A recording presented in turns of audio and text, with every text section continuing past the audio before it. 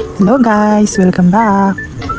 For today's video nga ay magluluto tayo ng sinigang na corned beef. So ayan na nga, iniwa ko na yung kamatis at saka sibuyas.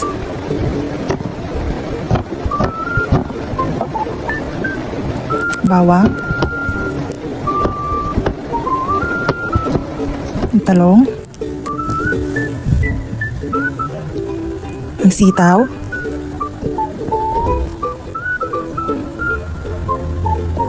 At ang huli ay ang kangkong.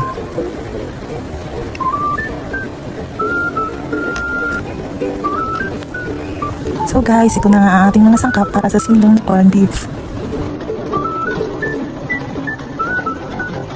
Let's go guys! Simulan natin ang pagluluto. So ito na nga guys, sinimulan na natin. Ilagay na natin ang bawang. At isinunod na natin ang sibuyas. Sunod ang corned beef.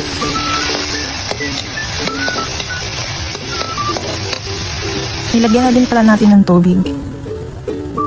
Tsaka yung gulay ng sitaw,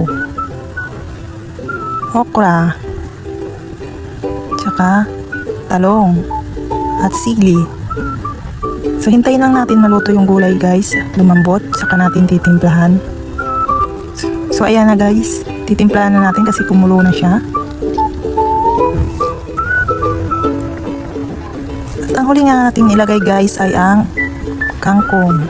At hinintay lang natin na maluto yung mga gulay at saka hahanguin na natin. So ayan guys, hinango na nga natin at maglalagay na tayo sa isang mangkok at itikman na natin kung anong lasa nito.